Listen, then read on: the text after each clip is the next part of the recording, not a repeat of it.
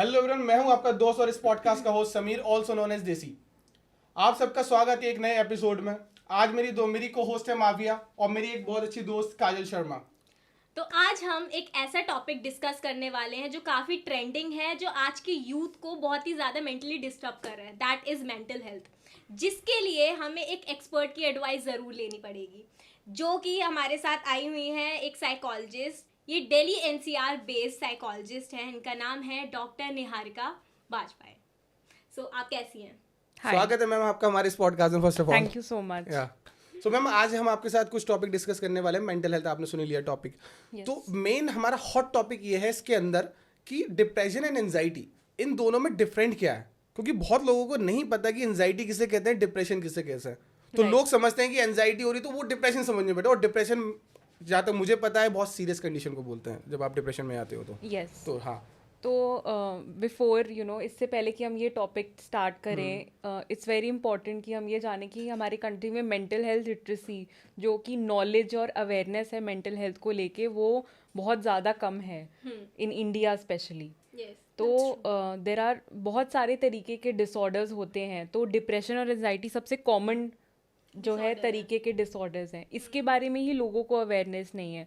तो अगर हम इससे बड़े बड़े और जो बीमारियां हो जैसे स्किज़ोफ्रेनिया उसकी बात करें तो उसकी तो लिटरेसी जो है 2% से भी ज़्यादा कम है। दे कॉल इट पागलपन, या फिर जिन भूत समथिंग ऐसा बोलने लग जाते हैं कि इसके ऊपर शय आई हुई है, भूत आए हुए हैं। हाँ, तो कुछ टाइम पहले तक ऐसा भी लोगों को लगता था कि मेंटल हेल्थ जैसी कोई प्रॉब्लम नहीं होती है, एंड लोग झाड़ फूक, आयुर्वेदा, इन सब ऑप्शंस को कंसिडर करते थे rather than going to a specialist. तो अभी भी काफ़ी ज़्यादा स्टिग्मा है, और लोग मतलब जो स्पेशली जो रूरल एरियाज़ के लोग हैं वो लोग जो है ओपन नहीं है इस चीज़ के लिए। तो उनकी फैमिलीज़ को लगता है कि अगर वो किसी थेरेपिस्ट के पास जा रहे हैं तो क्योंकि वो पागल हैं, या फिर बहुत शर्म की बात है एक साइकाइट्रिस्ट या साइकोलॉजिस्ट के पास जाना। जैसे हम नॉर्मल डॉक्टर्स के पास चले जाते हैं, कम हमें कोई फिजिकल प्रॉब्लम होती है, that is normal, but going to a ma'am psychologist ये ड्यू टू अवेयरनेस है ना, क्योंकि Lack लोग, of हाँ, awareness लैक ऑफ है। अवेयरनेस, Lack क्योंकि उनको of पता ही नहीं है ना लोगों को कि एग्जैक्टली है क्या ये हाँ। चीज़। हाँ, पर धीरे धीरे आई थिंक इवन आजकल जो सेलिब्रिटीज भी हैं जैसे दीपिका पादुकोण, उन्होंने इस टॉपिक को बहुत अच्छे से एड्रेस किया है कि वो खुद एक डिप्रेशन की विक्टिम रही हैं, एंड उन्होंने अपनी पूरी फाउंडेशन बनाई है, लिव हाँ, हाँ, जो भी था। हाँ, live love laugh foundation. So she has made her own foundation जिसके through so she was a victim of depression. लोग डिप्रेशन को एज मजाक में भी तो लेते हैं कि हाँ, इवन हमारे खुद के पेरेंट्स, किसी और को क्या बोले, खुद के फैमिली मेंबर्स ही होते हैं जो बोलते हैं कि हाँ इनको क्या डिप्रेशन, डिप्रेशन तो हमें है, तुम जैसे बच्चों को पाल रहे हो। उस चीज को मजाक में बना, नहीं, एक्चुअल में this is know the truth. Definitely. तो ये बहुत ही कैजुअली यूज करा जाता है, जो ये हमारे साइकोलॉजिकल डिसऑर्डर्स के टर्म है। ओसीडी भी जैसे आपने सुना होगा। Yes. तो बहुत लोग बोलते हैं कि मैं तो बहुत सफाई करती हूँ, या फिर मुझे बहुत है, मुझे तो ओसीडी है। That is not OCD. What is OCD? OCD एक बीमारी है जिसमें एक्सेसिव हमें थॉट्स रहती हैं, pre occupation with certain thoughts, चाहे वो सफाई को लेके हो, या फिर मन में कुछ जो है वर्ड्स चलते हो, कोई चीज़ें, कोई एक्शन की बार बार लॉक चेक करना, या फिर कोई मन में कोई वर्ड्स जो है मेरी एक कंटिन्यूसली कजन चल रहे सिस्टर हैं। हैं, उनके हस्बैंड जो है ना, हाँ, एक्चुअली जो मेरे जीजू हैं, मतलब कजन ही कह सकते हो आप, तो वो मेरे को एक बार बोल रहे थे कि मेरे को ओसीडी की प्रॉब्लम है। मेरे को समझ में तो नहीं आया था उस वक्त घंटा क्या ओसीडी, हाँ समझ में आया। तो हाँ। अच्छी ओसीडी वो होती है जैसे कभी कभी मेरे को ही फील होता है। हाँ, अब एक चीज़ मुझे बताइए, मुझे हर वक्त ओसीडी नहीं है, मैं अगर बोलूँ तो मेरे को कभी कभी फील होता है, जैसे मैं रात को आया घर पर, मैंने गेट लॉक करा, मैंने गेट लॉक करा, मैं सोचता हूँ कि ये गेट लॉक करा या नहीं करा, कभी ना कभी एक ख्याल आता है, मतलब डेली नहीं आता, कभी कभी। तो मेरी कंडीशन को आप क्या कहोगे? तो थोड़े थोड़े जो हैं सिम्टम्स हम सब में होते हैं, लेकिन वो बीमारी कब बनती है, जब वो सिम्टम्स कंटिन्यूस होते हैं, बहुत लंबे समय तक होते हैं, और वो हमारी लाइफ में हर एरिया को इम्पैक्ट करने लग जाते हैं। कि मतलब मेरे को इतनी ज़्यादा टेंशन है उसकी वजह से कि मैं अपने हर लाइफ के हर डोमेन में सफ़र कर रही हूँ, प्रोफेशनली, सोशली, तो तब है OCD। पर्सनली। तो तब वो अब नॉर्मल हो जाता है, जब वो एक्सेस में चला जाता है। Anything that is in excess becomes abnormal. Oh, So I do have a question for you. So overthinking and OCD, ये दोनों चीज़ें क्या हम इसे पैरेलल बोल सकते हैं? बिकॉज समवेयर आई थिंक कि ये आपस में कनेक्टेड है। अगर आप बहुत अगर आप बहुत ज़्यादा कुछ ओवर थिंक कर रहे हो तो समवेयर जैसे अभी आपने बताया कि आपने डोर लॉक किया है कि नहीं किया है, अब बार बार आपके दिमाग में वो चीज़ चल रही है, तो I think somewhere it is over thinking only कि आप बहुत सोच रहे हो किसी एक पर्टिकुलर चीज़ के बारे में। वो एक चीज़ आपके दिमाग में कॉन्टिन्यूस वो थॉट चलता रहता है। क्योंकि मैं ये सब चीज़ें फील करती हूँ, that's why this is the question for you. Yes, so definitely OCD के पेशेंट्स में ओवर थिंकिंग होती है, लेकिन ओसीडी में दो एस्पेक्ट्स होते हैं। एक तो हम बोलते हैं ऑब्सेशंस, जो कि रिपीटेड थॉट्स आ रही है हमारी माइंड में किसी भी चीज़ को लेके, और उन थॉट्स को जो है अपनी एंजाइटी रिड्यूस करने के लिए हम कंपल्शंस करते हैं, जो कि एक्शन है। तो मेरे बारे में मेरा ऑब्सेशन ये है कि मुझे बार बार लग रहा है कि मैंने जो है दरवाज़ा लॉक नहीं किया या गैस बंद नहीं की, तो उसका कंपल्शन क्या होगा कि मैं बार बार जाके चेक करूंगी। सो ओवर थिंकिंग एक अलग चीज़ है, लेकिन ओसीडी एक अलग टाइप की बीमारी है।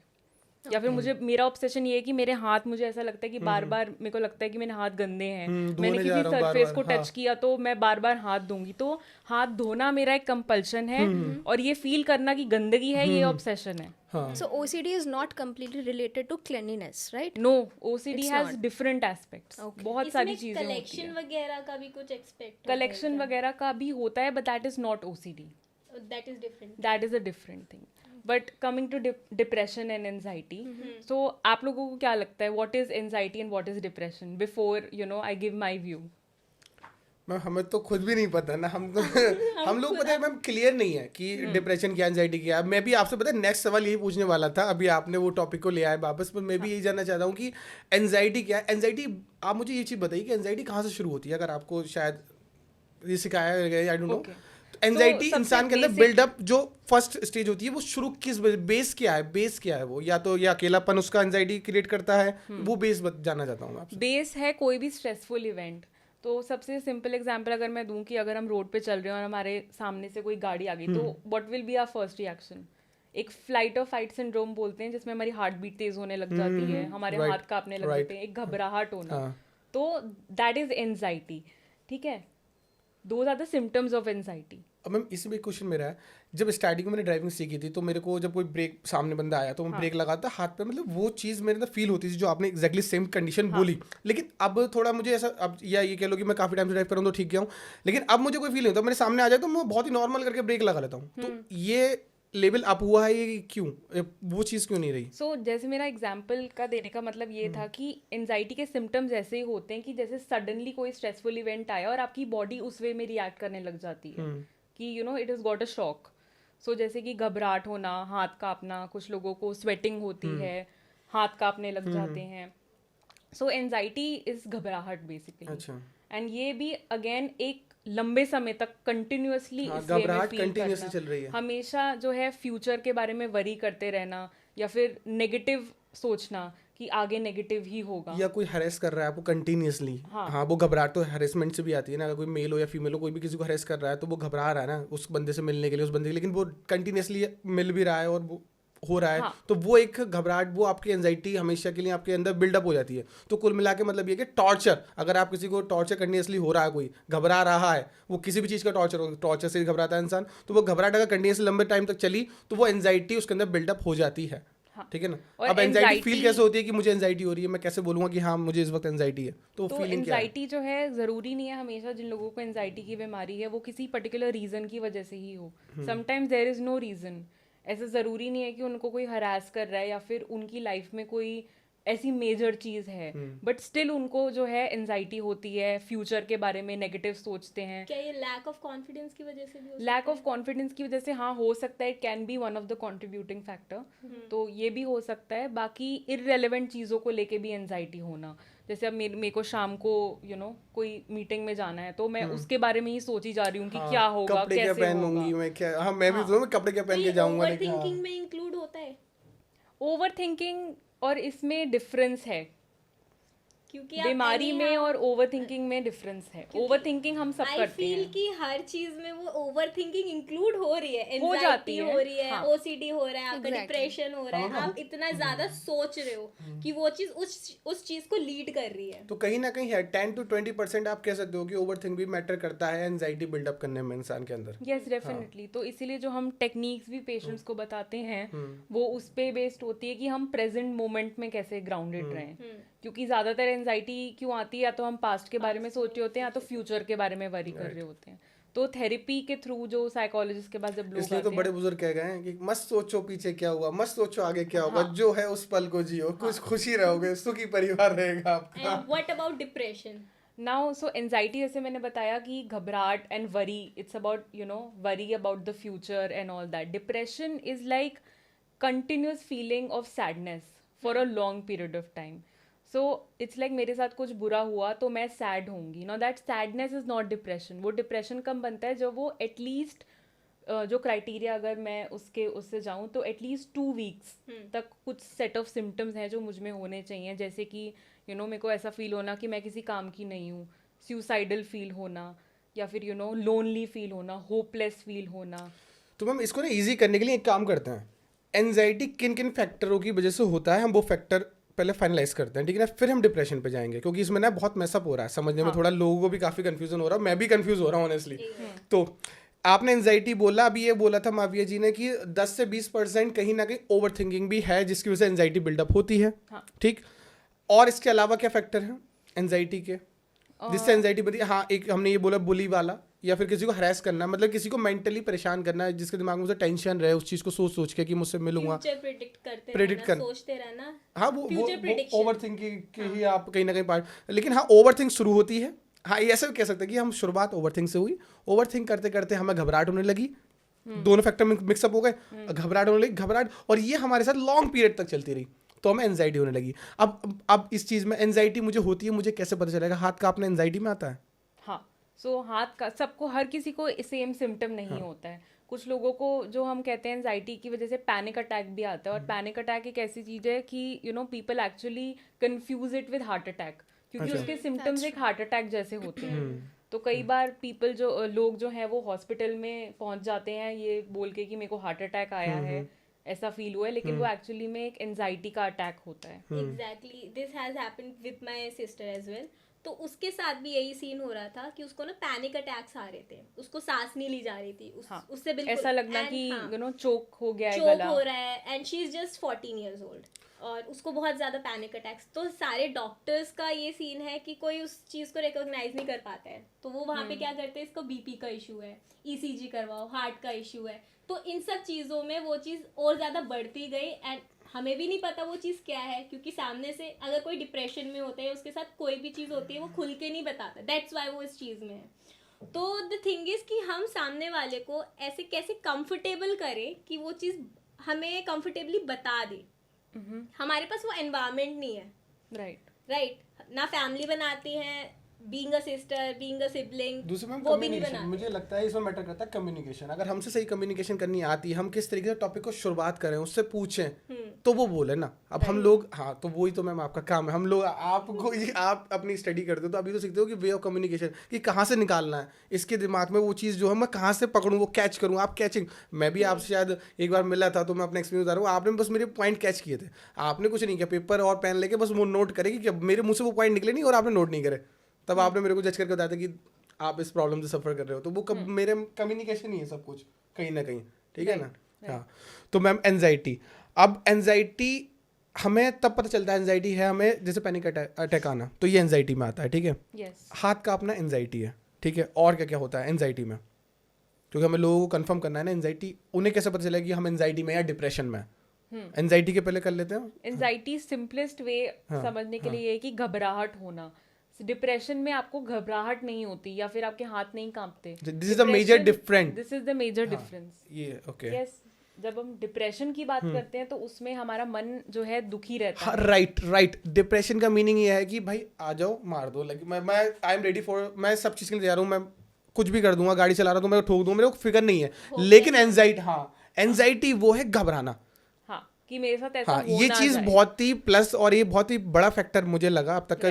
दोनों बहुत डिफरेंट है. घबराना और डिप्रेशन में, घबराहट मींस एंजाइटी, ऐसा फील होना कि कुछ फील ही नहीं हो रहा, भाई जो हो रहा है होने दे, जो होगा देखा जाएगा, मैं I am ready to everything. तो वो डिप्रेशन में आपको फिजिकली कुछ फील नहीं होता. हो सकता है डिप्रेशन में भी तो काफ़ी जितने भी साइकोलॉजिकल के डिसऑर्डर्स के जो सिम्टम्स हैं उसके कभी कभी हमें फिजिकल सिम्टम्स भी आने लग जाते हैं, जैसे टेंशन टाइप हेडेक जैसे सबसे कॉमन हो गया जैसे, और जब हमें एनजाइटी होती है तो जो हमारे साथ सिम्टम्स होते हैं वो फिजिकल होते हैं, जो हार्ट अटैक जैसे फील होते हैं। तो हमारी माइंड एंड बॉडी अलग नहीं है, it is connected.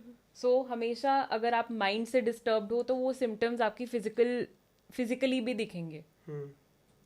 What sort of symptoms सो कुछ दिखने लोगों चाहिए? को हम कहते हैं सोमैटिक पेन होता है, विच मीन्स कि कमर दर्द हो गया, सिर दर्द हो गया, जिसका कोई फिजिकल कॉज नहीं है, तो वो डॉक्टर के पास जाके चेक करवा चुके हैं, उनकी पेन का कोई रीजन नहीं है, it's all because of their stress.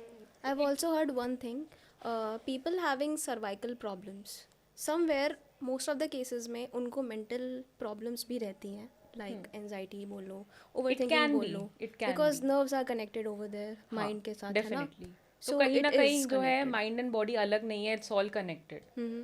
तो हमें कोई फिजिकल बीमारी है तो उसका इम्पैक्ट मेंटली होगा, मेंटली है तो वो फिजिकल पे आएगा। मेरे को ये चीज़ बहुत अच्छे से क्लियर समझ में आ गई। मैं आपको ऑनेस्टली बोलूँ कि एनजाइटी क्या है, डिप्रेशन क्या है। जहाँ दुख की बात आएगी भाई वो डिप्रेशन है। दुख किसी भी चीज़ से लेकर, अगर मैं दुखी हूँ, मैं बहुत दुखी हूँ, मतलब दुख में आप सबको पता है। कांस्टेंट फॉर 2 या वीक्स तो एक है कि मैं दुखी हूँ और जब सारे हमारे सिम्टम्स है एक्सेस में चले जाते हैं, इतने ज्यादा एक्सेस में चले जाते हैं कि मेरा काम पे मन नहीं लग रहा, या फिर मेरी कोई सोशल लाइफ है तो मुझे लोगों से बातचीत करना पसंद नहीं, मैं आइसोलेट हो गई हूँ, खाने पीने का मन नहीं करता, नींद नहीं आती, मेरी कोई हॉबीज हैं जो मैं जिसमें मैं टाइम स्पेंड करती थी उसमें भी मेरा मन नहीं लगता, किसी चीज में मन नहीं या लगना। फिर मुझे ऐसा लगता है कि मैं I am good for nothing, मुझे मर जाना चाहिए। हाँ, तो वो डिप्रेशन, तो वो डिप्रेशन है। अच्छा, एंजाइटी सिर्फ घबराहट, एंजाइटी इज घबराहट, ऑल्सो एंजाइटी ज्यादातर होता है फ्यूचर इवेंट्स को लेके, और डिप्रेशन जनरली होता है पास्ट को लेके। एंजाइटी में ये कह सकते हैं कि नर्वसनेस होना। हाँ, नर्वसनेस होना, यस। कोई किस्सा शेयर करना चाहोगे अपनी लाइफ का मैम? फिर उससे जज करेंगे कि हमें एंजाइटी थी, डिप्रेशन में गया, हमने किस चीज से सफर किया हो, कभी कोई किस्सा। अच्छा, हमारे साथ क्या होता है, जैसे हमारे में हार्मोनल इम्बैलेंसमेंट होते हैं, तो उस टाइम पे जो हमें एंजाइटी होती है, दैट इज नॉर्मल। या सो कुछ पर्टिकुलर इवेंट्स या सिचुएशंस जो होती है हमारी लाइफ में, खाली बैठे बैठे भी हो जाता है कि हाँ यार आई एम फीलिंग सैड या आई एम फीलिंग, कभी कभी जैसे मैंने बोला ऐसा फील करना इज फाइन, बट उसको एक्सेस में, जब भी कोई भी आप ये समझो कि कोई भी सिम्टम जब एक्सेस में जा रहा है और वो आपकी लाइफ के हर एरिया को इम्पैक्ट कर रहा है, तब वो एक डिसऑर्डर या फिर अबनॉर्मल कंसिडर करा जाता है। Okay. So being a girl, I would ask you something. During our PMS, you must know, hormonal imbalances होते हैं, ठीक है? उस टाइम पे जो हमारा मेंटल हेल्थ होता है वो सबसे ज़्यादा ख़राब लेवल पे होता है। जो भी चीज़ें हम फील कर रहे होते हैं वो एकदम एक्सट्रीम लेवल पर पहुंच जाती है। सो उस चीज़ को हम कैसे जज करें कि whether this is because of PMS और मे बी अभी वो चीज़ बहुत ज़्यादा एम्पलीफाई हो गई है PMS की वजह से, या फिर सच में हमें कुछ ऐसा normal to feel that way and it's also different for different people. But अगर आपको ऐसा लगता है कि कुछ बहुत ही ज़्यादा एक्सट्रीम हो रहा है, देन डेफिनेटली एक स्पेशलिस्ट के पास आप जा सकते हो। सो एक PMDD करके भी एक वो है कि प्री मेंस्ट्रुअल डिस्फोरिक डिसऑर्डर, जिसमें जो है ड्यूरिंग PMS हमको डिप्रेशन फील होता है। हाँ, okay. So is it normal having those feelings and thoughts? Yeah, it is normal. 12 to 15 days before your menstrual cycle. Yeah, it can happen. Okay. It is like subjective day basically. before my वो तो PMS. Natural चीज है ना, like ये तो जो चीज But natural होती anything है like I said, becoming excess. हाँ, तो ये subjective है person to person, वो क्या है? Subjective है, हाँ. मैम इसके मैम सीवियर बताओ कि कितना ज्यादा डेंजर हो सकता है एंजाइटी। एक चीज वो डेंजरस में पूछना है, is it dangerous for us only और for the people who are around us? वो तो हो गई ना यार, एक बार बताओ, मैं डिप्रेशन में हूँ तो मेरे साथ मेरे जितनी फैमिली होगी वो कहीं ना कहीं हर वो सफर करेगी। जब मैं सैड रहूँ भाई वो तो एक अलग चीज नहीं। मैं ये जानना चाहता हूँ कि कितना सीरियस हो सकता है ये डिप्रेशन, कि डिप्रेशन की क्या लास्ट स्टेज हो सकती है, इंसान किस हद तक पागल हो सकता है डिप्रेशन में, या एंजाइटी में सोच के घबराहट के मारे, वो इसका लास्ट पॉइंट बताइए, मर भी सकता है क्या इससे, मतलब वो चीज़ मेरे डेफिनेटली। तो कोई भी बीमारी अगर ट्रीटमेंट ना करा जाए उसका सही टाइम पे तो वो बढ़ती चली जाती है। ज़्यादातर जो हमारे पास पेशेंट्स आते हैं वो क्रोनिक डिप्रेशन के होते हैं, मतलब जिनको 20-20 साल से डिप्रेशन है। तो तो डिप्रेशन के भी कुछ वो होते हैं, स्टेजेस होते हैं, माइल्ड होता है, मॉडरेट अच्छा। होता है और सिवियर होता है। अच्छा। अगर बहुत टाइम तक किसी बंदे ने इलाज नहीं करवाया, मेडिसिन की अगर उन्हें जरूरत है, उन्होंने नहीं लिया, थेरेपिस्ट के पास नहीं गए, तो वो ऐसे लेवल पे भी पहुंच सकते हैं उनको जो है सुसाइड के थॉट्स आने लग जाए और वो अटेम्प्ट भी कर लें सुसाइड। सिमिलरली किसी को बहुत ज़्यादा एनजाइटी हो रही है तो और उनको नहीं पता कि उससे कैसे डील करते हैं and they don't have the help available, then they can also probably take that step. तो मेरे को ऐसा लगता है कि डिप्रेशन एंजाइटी कहीं ना कहीं तब आती है जब इंसान का कॉन्फिडेंस लेवल डाउन होता है या सामने वाला उसे कॉन्फिडेंस लेवल उसका डाउन कराता है। फॉर एग्जाम्पल अब हम लोग ही आ जाते हैं, ठीक है ना, आप भी कभी स्कूल लाइफ में रहे हो, मैं भी कभी रहा हूँ, ये भी रहा है, तो हमारा जो फर्स्ट स्टेप आता है घर से, जब हमारा पैर बाहर निकलता है तो वो निकलता है स्कूल के लिए। जो हमारा बेस बनता है वो स्कूल से बनता है, सीधी बात है भी। घर से सबसे पहले इंसान स्कूल जाता है, ना कि खेलने जाता है। खेलने अलग चीज़ है, लेकिन जो मेन जगह है वो स्कूल है। अगर आप स्कूल में जाते हो आपको जितना समझ स्टार्टिंग से, ठीक है ना, उस वक्त कॉन्फिडेंस लेवल कुछ नहीं है, उस वक्त है हमें उसे बिल्ड करना। अब क्या बनेगा, या टीचर हमें क्या बनाएंगे, या हमारे घर वाले क्या बना रहे हैं, या फिर ये कह लो कि घर पर दोनों ऑप्शंस हैं कि घर पे जब बच्चा एक मैच्योर एज में लगभग 9 और 10, 11 या 12 एज में आता है, जब उसे या तो घर वाले बुली करें या स्कूल वाले बुली करें, तो मुझे मानना ये है कि ये सारी चीज़ें वहीं से शुरू हो जाती हैं, बेस वहीं से ही बनता है कहीं ना कहीं, ठीक है ना।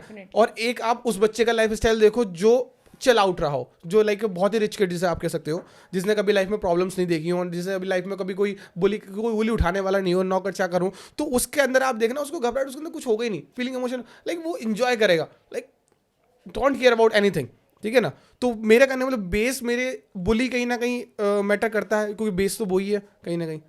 हाँ तो लाइफ स्टाइल बहुत मैटर करता है। इसका मतलब अगर देखा जाए तो लोगों को हमें ये सजेस्ट करना चाहिए अपने बच्चों की जो वाली एज होती है, घर और स्कूल वाली, जब बच्चे स्कूल जाए तो मैं तो अगर सजेस्ट करूँगा ना, मेरा तो मैं अपनी लाइफ एक्सपीरियंस से बता रहा हूँ आपको, घर पे उसके माँ बाप उससे बात करें, उससे पूछें कि बेटा आज अगर तू सैड है तो क्यों है, तेरा स्कूल में दिन कैसा गया। इससे पता क्या होगा, अगर बुली भी हो रहा होगा ना, डिप्रेस भी हो रहा होगा, तो वो कम्युनिकेशन घर पे मम्मी डैडी के बाद वो मुझे लगता है फील अप अच्छा हो जाएगा, क्योंकि कम्युनिकेशन के बाद अच्छा बेटर फील करता है इंसान, राइट।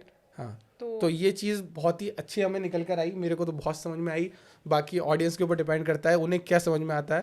सो मैम एक और क्वेश्चन था मेरा अभी आया एकदम दिमाग में, कि जब डिप्रेशन के दौरान जब आप कुछ मेडिसिन भी आपने बताया कि आप प्रोवाइड कराते हो, थेरेपी चलो ठीक है, थेरेपी तो वो अलग चीज़ रही, ठीक है ना, फिजिकल है, लेकिन मेडिसिन जो हम इनटेक कर रहे हैं, तो मेडिसिन वो सेफ रहती है या उसके साइड इफेक्ट वगैरह होते हैं नहीं होते हैं, किस टाइप की एंटी डिप्रेसिंग पिल्स वगैरह जो भी होती हैं वो किस हद तक सही है और किस हद तक खराब है, वो उसके बारे में बताओ आप। राइट तो जैसे हर दवाई का फ़ायदा भी होता है और कुछ नुकसान भी होता है। तो हम कोई भी मेडिसिन ले, चाहे वो हेडेक की मेडिसिन क्यों ना हो, उसमें कुछ साइड इफेक्ट तो होता ही है। सिमिलरली साइकाइट्रिक मेडिसिन में भी कुछ ना कुछ साइड इफेक्ट रहता है, लेकिन आजकल जो है मेडिकल साइंस इतना एडवांसमेंट किया है, तो it is made sure that जो दवाइयाँ हैं वो मैक्सिमम बेनिफिट दें और बिल्कुल मिनिमल अगर कोई साइड इफेक्ट है। जहाँ तक वेट गेन की बात रही, तो कुछ है मेडिसिन जिससे वेट गेन होता है, और अगर ऐसा है तो जो साइकाइट्रिस्ट है वो आपको पहले ही ये सब इन्फॉर्मेशन दे देते हैं कि हम जो आपको मेडिसिन दे रहे हैं इससे वेट गेन हो सकता है, तो आप अपने लाइफस्टाइल पे फोकस करें। ओके। एक और चीज़ पूछनी थी, जैसे कि हमारा जो टॉपिक है उससे रिलेटेड, कि डिप्रेशन का मेजर रीज़न आज की यूथ में सबसे ज़्यादा क्या है, लाइक रिलेशनशिप है या फिर करियर है, फैमिली है, स्कूल है, क्या चीज़ है जो आपके पास सबसे ज़्यादा केसेस आते होंगे? मल्टीपल फैक्टर्स होते हैं, बट डेफिनेटली जो है रिलेशनशिप्स, करियर। मैं बोलना चाहूँगा सर इसमें मैं डेफिनेटली बोल रहा हूँ, डेफिनेटली जो हमारी यंगस्टर एज है ना, मैं अपने एक्सपीरियंस से और अपने फ्रेंड्स के एक्सपीरियंस से बोल रहा हूँ, वो मेजर चाहे एंजाइटी हो, डिप्रेशन हो या कुछ भी और मेंटल इशू हो, वो इस एज में सिंपल है भाई, कोई हम लोग कारोबार नहीं संभाल रहा, ठीक है, कोई बिजनेस नहीं कर रहा, सीधी बात है रिलेशनशिप की वजह से ही कहीं ना कहीं लड़की जहाँ मतलब सॉरी फीमेल जहाँ इंक्लूड हो जाए वो चीज़ वहीं टेंशन शुरू हो जाती है, कहीं ना कहीं भाई। मेजर करियर नहीं, मेजर फैक्टरी वही है। नहीं 90%, 10% लोग सोचते हैं समथिंग नो 10, मैं मेरी बात सुनो आप, लेट मी कंप्लीट। 90% लोगों को डिप्रेशन या एंजाइटी या मेंटल इश्यूज सिर्फ और सिर्फ लड़की की वजह से होते हैं। 10% लोग हैं वो ऐसे जो फैमिली के बारे में सोचते हैं, फ्यूचर के बारे में सोचते हैं, जिनका बैकग्राउंड वेल सेटल नहीं होता, उन्हें एंजाइटी। मैं ये मैम आप अपने एक्सपीरियंस से बताओ, मैं 90% जो बोल रहा हूँ वो सही है नहीं, या मेरी परसेंटेज कम है, लेकिन मेरे को क्लियर करो आप पहले इस चीज को। हमारी यंगस्टर एज, मैं आपकी अच्छी बात नहीं कर रहा। हाँ लिसन, रिलेशनशिप्स एक वन ऑफ द फैक्टर है, लेकिन ऐसा नहीं है कि ज्यादातर जो है वही रीजन बेसिकली ही इज हमारी जनरलाइजिंग, एज की क्या प्रॉब्लम है? We can not generalize that financial problems हो सकती है, करियर रिलेटेड, Exactly. फैमिली में मैं अगर बोल रहा कॉन्फ्लिक्ट्स है, घर में राइट अगर- राइट, बस वो 10%। अरे बोलने दो। बोलने दे वरना वो बाकी आप बताओ मैम, आप मुझे परसेंटेज के अकॉर्डिंग बताओ, उनको आप बताने परसेंट में के देना अकॉर्डिंग। दो। सो जैसे मैंने बोला इक्वल है, financial, career related, self esteem issues भी होते हैं लोगों ओके को, मैम, ऐसा ये तो लगता आप तो है। ऑन द रिकॉर्ड की बात कर रहे हो। जो आप पे पेशेंट आते हैं 50% ऐसे पेशेंट आते हैं, 50% ऐसे। अब मुझे आप अपने पर्सनल एक्सपीरियंस से बताइए, जो लोग आपको अफोर्ड नहीं करते, जानते नहीं, आते नहीं, तो ऑनेस्टली बताइए, हम जैसी यंगस्टर एज में, हमारी एज है जो 20 जो जेनजी से बोलते हैं, ठीक है ना, आप जेनजी तो चलो छोटा हो गया, हम तो थोड़े उससे ऊपर हो गए, तो इस एज का आप अपने पर्सनल एक्सपीरियंस से बताइए, जो आपने लाइफ लोगों को देख के ऑब्जर्व किया हो कि 90% जो मैंने बोला वो सच है या नहीं, 90% ऐसे लोग जो सफर करते हैं या नहीं, नॉट ये 90% but 60%. Yes. 60% according to you, मेरे अकॉर्डिंग 90%, क्योंकि मुझे 90% दिखे भाई। देखो अकॉर्डिंग, ये तो आपने पर्सनल, आपके पर्सनल एक्सपेक्ट की बात है ना, मेरे को तो 90%। अब इनसे तो पूछना बेकार है, दिस इज ये अ वेरी तो मानेंगे सब्जेक्टिव नहीं। टॉपिक। मैं ये नहीं कह रही हूँ कि नहीं है, ऑब्वियसली है। आई एम सेइंग कि करियर भी वो फैक्टर है, क्योंकि Exactly. जब आपके पेरेंट्स आते हैं ना कहीं वो आपको ना प्रेशराइज करते हैं। जैसे कि आपने देखा होगा काफी सुसाइडल जो केसेस आते हैं वो आपके बीटेक वाले बच्चे हैं, जिन्होंने या medical मेडिकल फील्ड students. वाले बच्चे हैं जो अपना एंट्रेंस एग्जाम पास नहीं कर पाए। कि मैम आपसे आप हमारे पॉडकास्ट में, आपका बहुत बहुत शुक्रिया आपके पॉडकास्ट, हमारे पॉडकास्ट में आने के लिए। और होपफुली गाइस आपको भी समझ में आया होगा हमारी इस कन्वर्सेशन के बाद के डिप्रेशन और एंजाइटी एग्जैक्टली है क्या। हमने पूरी कोशिश करी आपको समझाने के लिए, और अगर वीडियो पसंद आई हो तो please like and subscribe the channel, and see you in the next podcast video. Peace out.